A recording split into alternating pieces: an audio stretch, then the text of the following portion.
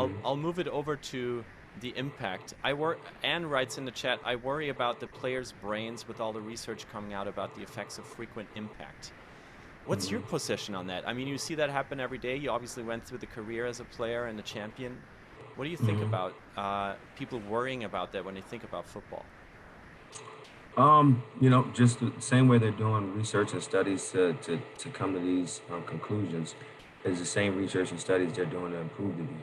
I do think the game early on in its beginning stages didn't take into consideration the athlete and their bodies and their mental well-being.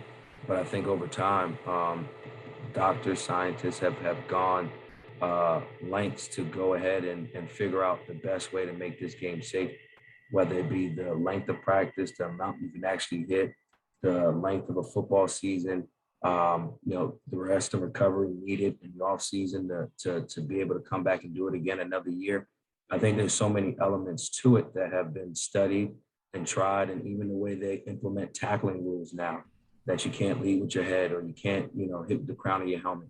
There's so many things that are implemented in this game that are for the player's safety first. And then I also think there's a double-edged sword to that. This game is built off of physicality and somewhat violence, and those who carry that a little bit closer to their heart are a little bit more successful. It's not for the weak-minded. So I think there's a boundary there that you don't want to take that edge away from the game. I think that's what makes it unique, where people can go around, throw their bodies around, and be barbarians, I guess, for a second. Right. And well, John puts it in the chat here. Jet season's ticket holder and former Rutgers player like Darnell. Thank you, John, for sharing. I think the rules make it more difficult, especially for defense, but help in safety and health. So very much reflecting what you just said, Darnell. And Anne is pointing out the marketing machine. We'll get to that. We'll talk about Super Bowl this weekend a little bit. And I also want to bring Kevin's question up to you.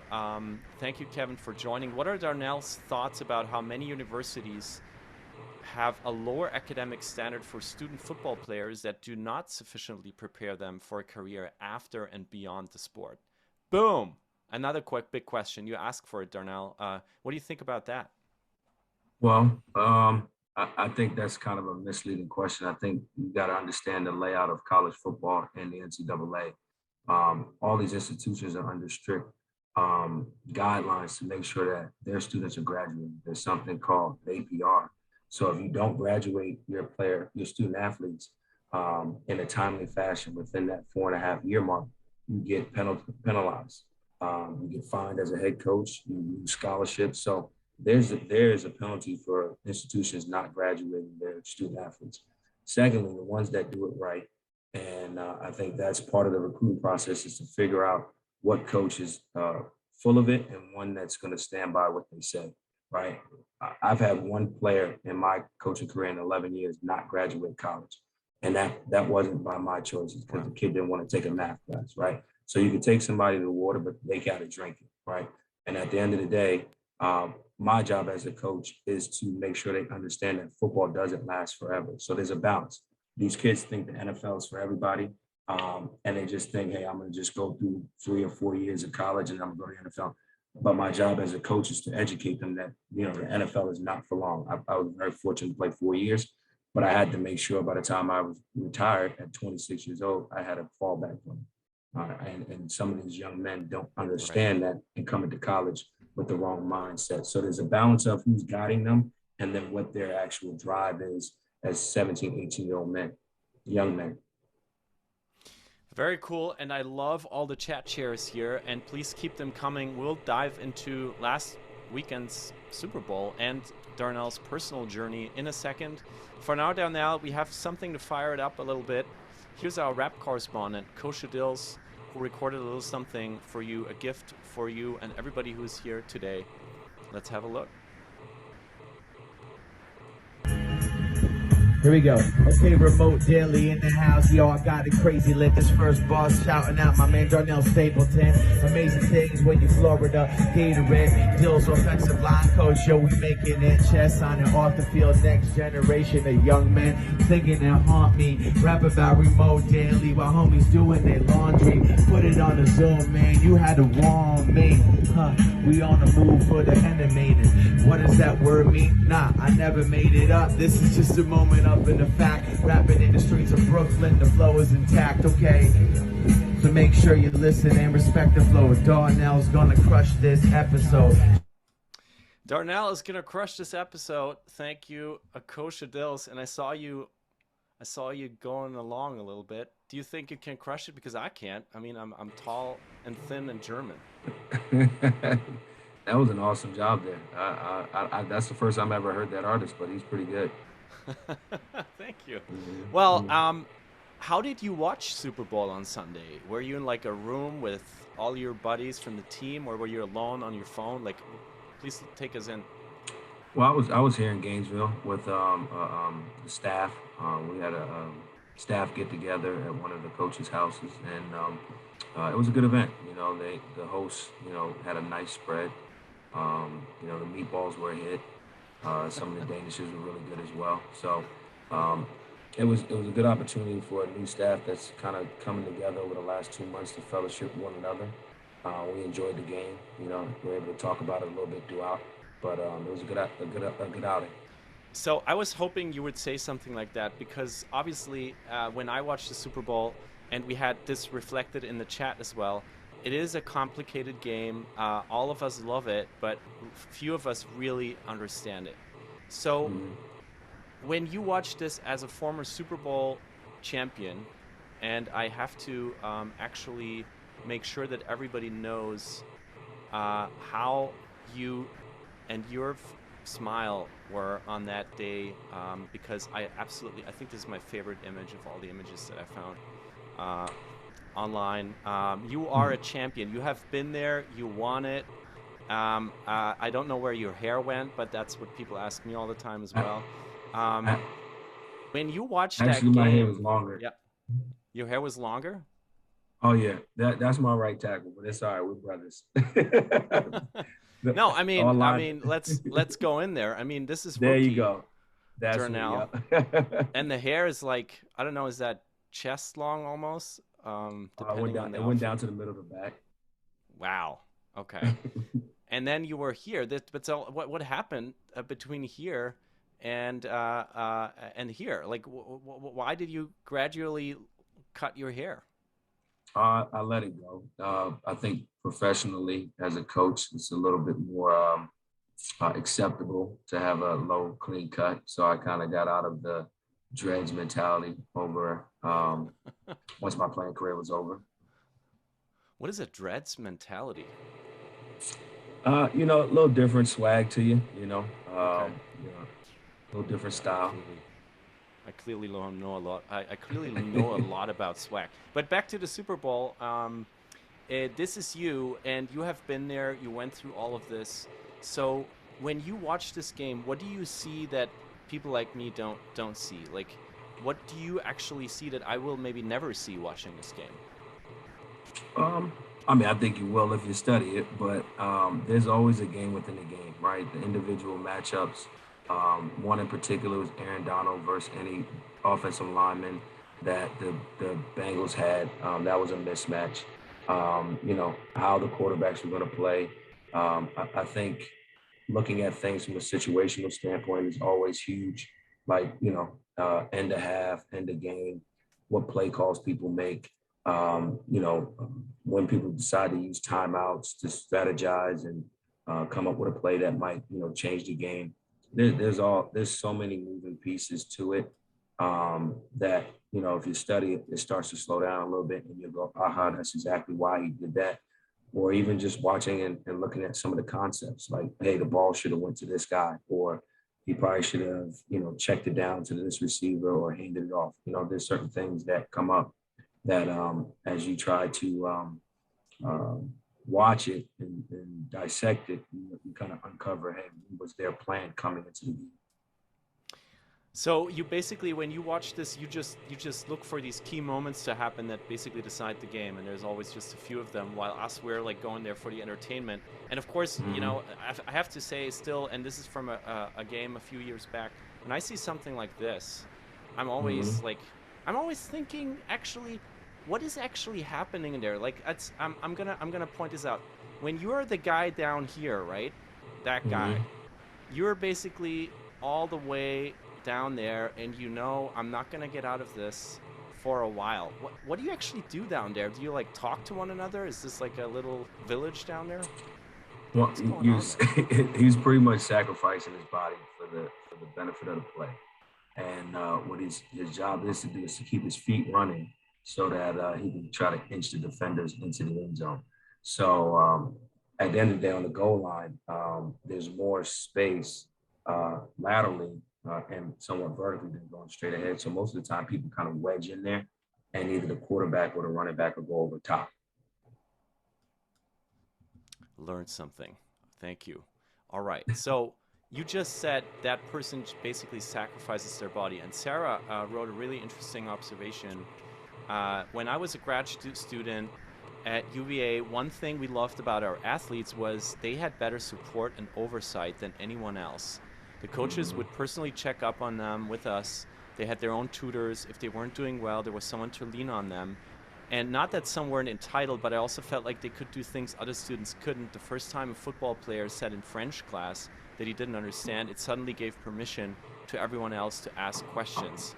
So this kind of like difference that you see in treatment, is that something that is still going on, that you see as like a maybe a yeah, a path for them to sacrifice their bodies and to basically do that while at the same time excelling academically?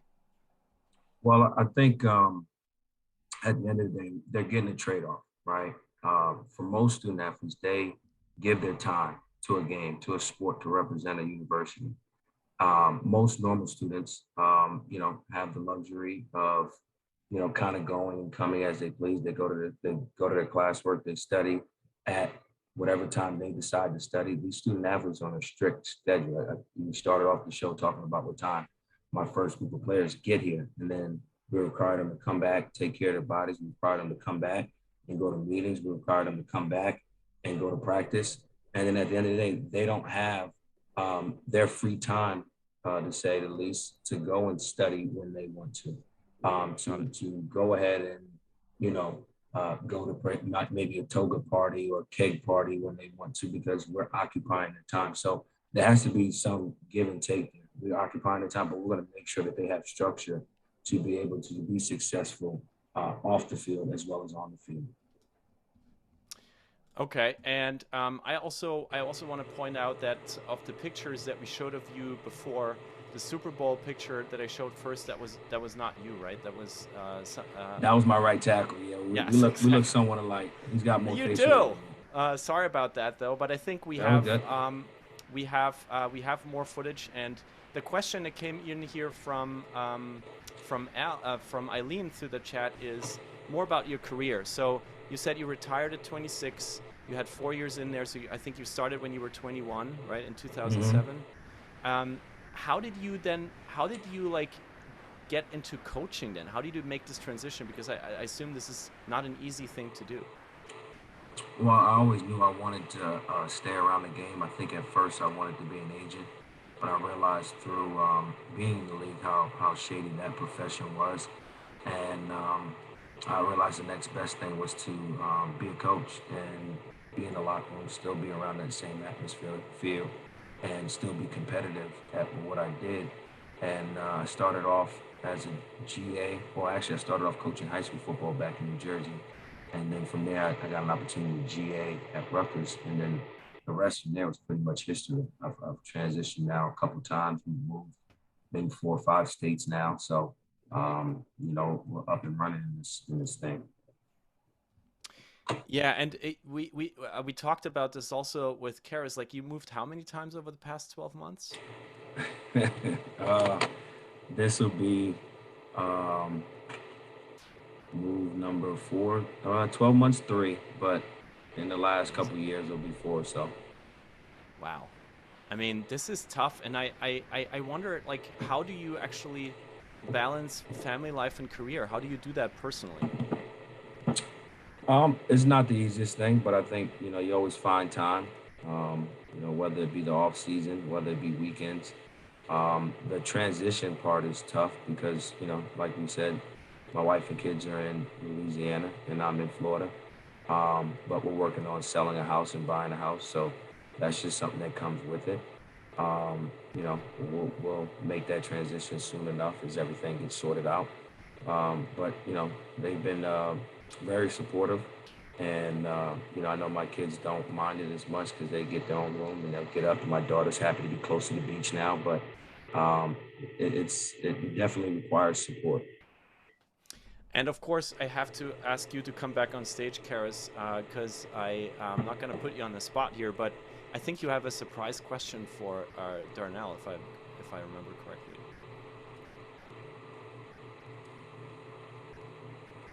You muted, Karen. Hi, the surprise question. I guess it kind of goes along with what Felix was just talking about. How do you change or turn off your coach voice? And how do you have the balance between coach voice and dad voice or all the other hats you wear?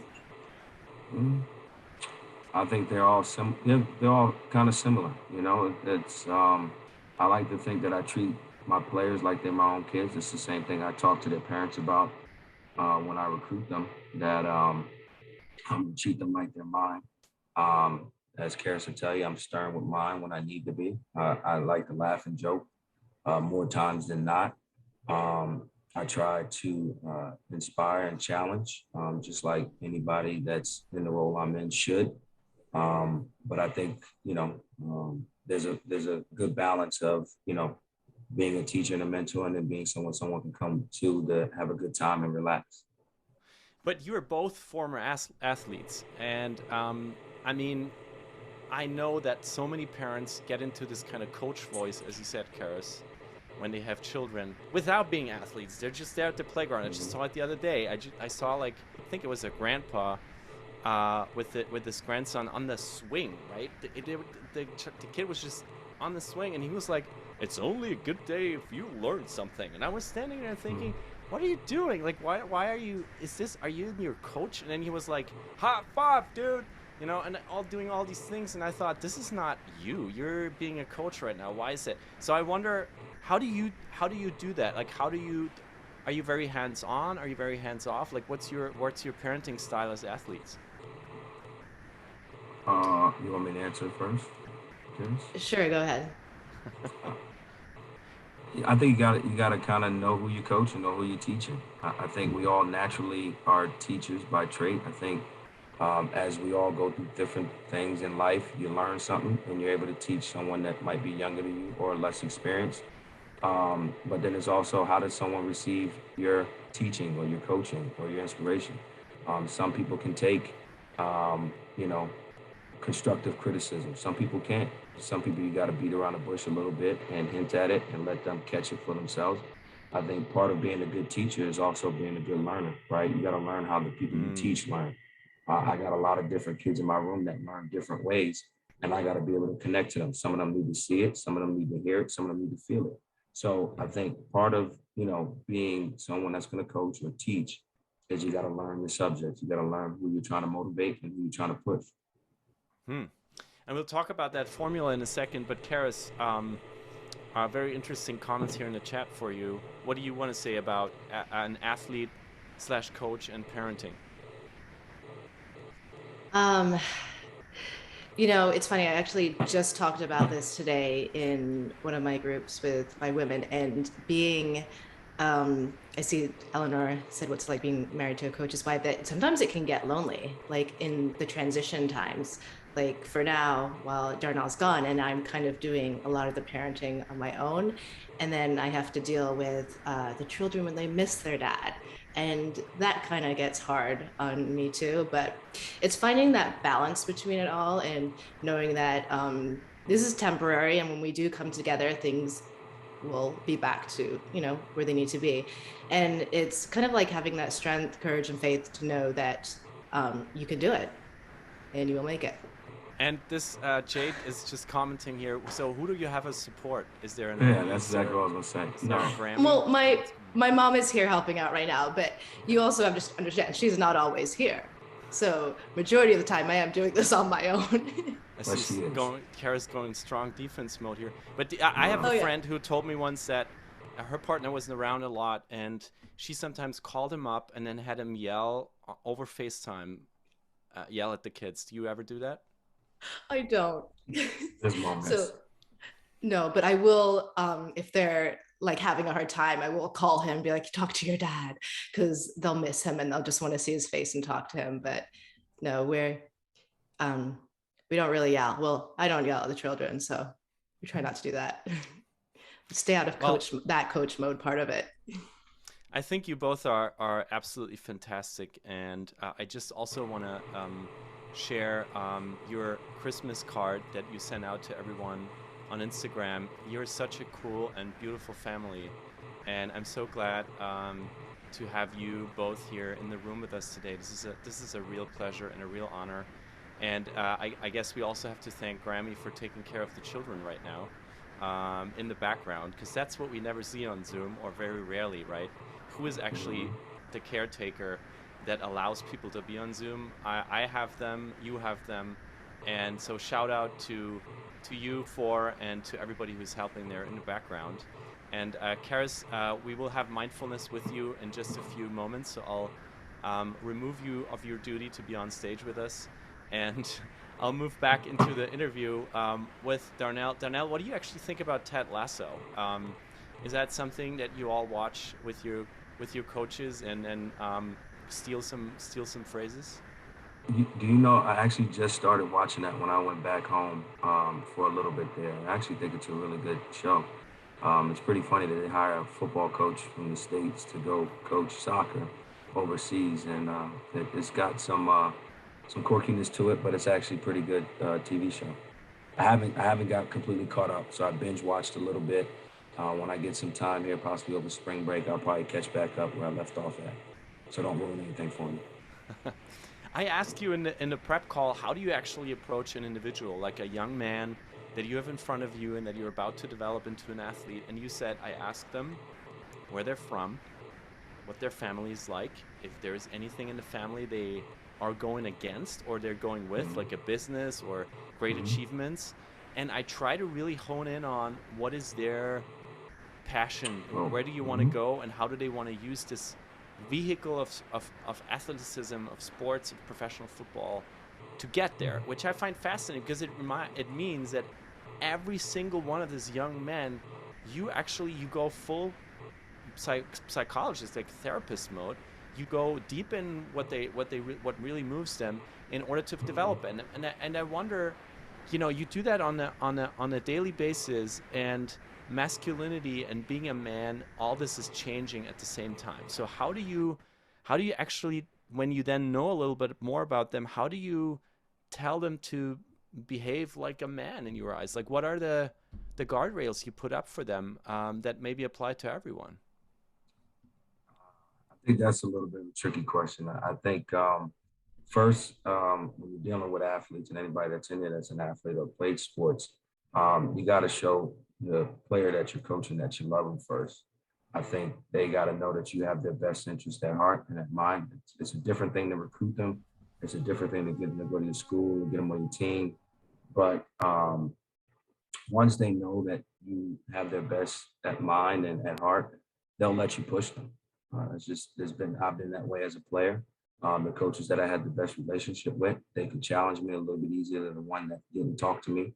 And I've hold that true in my career. I'm not going to sit there and challenge and change my tone with somebody until I know that person, one, knows that I respect them and what they do, and that I'm only here to help them. So I think you got to earn, someone's trust before you sit there and challenge.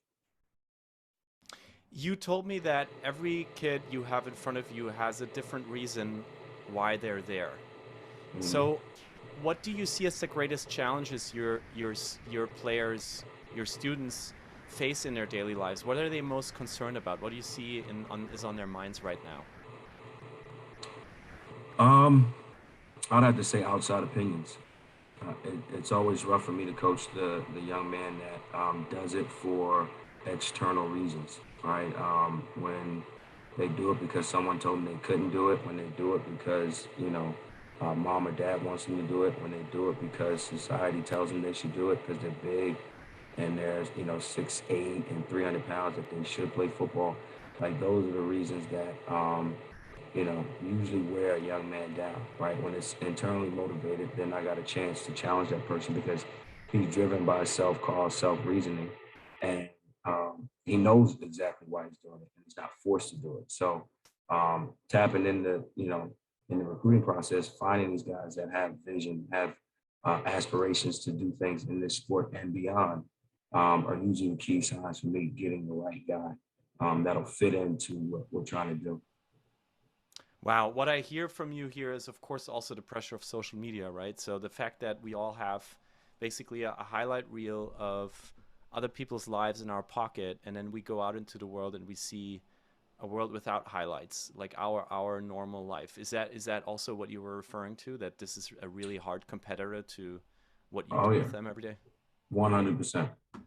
100%. Because kids are always going to compare themselves to other kids, right? I don't have enough offers. I only have 2 offers. I'm ranked this, he's ranked that. Why is this? Instead of just worrying about yourself and grinding. There was more 2 and 3 star athletes out there on Super Bowl Sunday than there were 5-star athletes. So the cream will always rise to the crop. The ones that work for it will get it. That's always been how it's gone, and it'll continue to be that way. And Eileen in the chat makes the question that I just had even bigger and says, what has been your biggest challenge in coaching so far when you look back at your coaching career? My biggest challenge. That's a good question right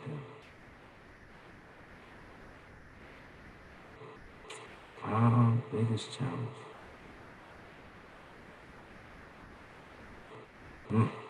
Got me there a little bit. Yeah, it's tough because this profession is very fluid. Like 1 second you can be in Pennsylvania, next second you can be in Texas, then you can be in Louisiana, and then you can be moving to Florida. It's a little bit of a juggle. I don't know if I've always handled the move and the transitions too well. I'm getting better at it, streamlining some things. I may not network as well as I probably should because this profession is about, who you know and what they know about you.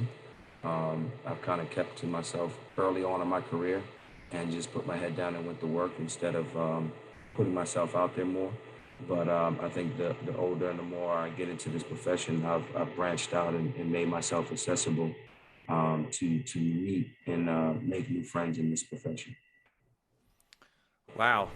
Thank you for sharing that. I think this applies to so many of us who are in professions or positions that include location changes and sudden changes, and of course the power of linking yourself with people in the industry that has also been so difficult in the pandemic time is always a huge concern. So really appreciate you sharing this, and Karis maybe gave it the headline by saying in the chat the uncertainty, right? The uncertainty of things that it has been even greater. Rashad actually brought a really interesting topic talking about the future of the profession, of the league, of the sports into the chat here by saying, what are your thoughts on women playing in the men's league and also women as coaches and officials? Women playing in the men's league. I mean, I could see it to a certain extent. I just think the size and the strength of the men. We talk about safety at the end of the day. There's some massive individuals out there that just the same way that most women and men don't compete in Olympic sports is just a physical and DNA advantage. Coaching, there's been a slight increase in the amount of females in the NFL over the last couple of years. I think right now there might be 3 that are position coaches, if I'm not mistaken. And then there's women's professional leagues across the country. I actually coached in one my first year out of playing in the National Football League, which was unique because it it gave me an opportunity to go back to basics, and it gave me a group of women that were hungry to play, because whether they had a brother, uncle, dad that played, and they never had an opportunity because of the opportunities presented to them to play at a younger age, they were willing to go out, pay their way to be on a stage where they can go out there and show that they were tough enough, physical enough to play the sport. Very interesting. I just Wikipedia'd a little bit. Women's Professional Football League. John also put it in the chat. Has been around for a while, 1999 to be precise. And it's very interesting to hear that you were actually in that league and seeing that up close. Why is there so much going on when we talk about football and physicality? And maybe this points back to the very question that I had in the beginning. What is football? You say it's chess on grass. So can you just explain in your own words this chess on grass? Why is this so fascinating to you? Like, what makes the sport your life choice? Because it's a combination of schematics and strength, right? You got to position your pieces in a way that they can out leverage, out move, out strain, out physical another opponent. So it's all about matchups. How can you get the one-on-one that you want, whether it's a speed advantage or a strength advantage or a leverage advantage? It's a lot more mental than a lot of people make you believe. But then also, at the end of the day, once you get to that point where, you got those one-on-ones, who's going to physically be more dominant? Super interesting. And I have two more things that I wanted to ask you. One is that just came through in the chat. Errol says the league is predominantly black and yet only has had around 20 black coaches to date. What is being done to address this, and has this been an issue for you? Errol's my father-in-law. That's awesome. How we doing? It's a family affair, man. Yeah, it is. It's a reunion. There is a disparity. There has been steps to change it. Do I think progress is happening fast enough? No. This is being honest. Is there initiatives and programs in place? Yes. Do everybody follow them to the lay of the land? No. But I think the more people have talked about it, the more relevant it becomes. I think every minority coach at any level always just wants to be essentially judged on their work, not on their skin color. But they understand that, it might be judged because of their skin color and not because of their work. So, do I think things will change? Yes, just like everything else in this world. How long? I can't tell you that. I'm going to continue to do my job to make sure that, I make a great representation, and I keep doing my job to the highest ability. And hopefully the generations of minority coaches that follow me have an opportunity to benefit from it. Wow, that's powerful to hear. And I think as this call is a call of the entire family, and we just learned about a cousin that is also here. Hi, Kevin. Great to have you in the room with us. And thanks for chiming in. Darnell can't believe it. He's like, what is going on? Why didn't you invite everyone that I'm related with on this call? This is how this works. And I'm so glad, Darnell, that we have you here with us today. I am about to head over to Karis again for the mindfulness part of it. But I have one last question. Prince once said, well, life is just a party and parties ain't there to last, as is the sport, of course. So what is next for you in this sport? Like, where do you see yourself going in this ephemeral, ever-changing, you just said it yourself, thing that is putting a lot of pressure on everyone from the player to the coach? Where do you see your own end game? Where do you see yourself in a couple of years? That's a tough question as well. For most coaches that coach, you don't really know what tomorrow holds. I do have aspiration to coach on Sunday in the NFL. But I think the way you get the opportunity to do that is be where you're at. You know, you got to do a great job of where you're currently at, and then opportunities will open. You know, I didn't think or believe I'd be here in Florida, if you asked me 12 months ago, when I was coaching at Sam Houston State. But you know, things opened up, and I was given the opportunity to move from there to Louisiana, and then Louisiana to here. So all that came with just going to work every day, trying to be better than I was the day before. Still got that athlete mindset. 4 a.m. That's all I'm saying.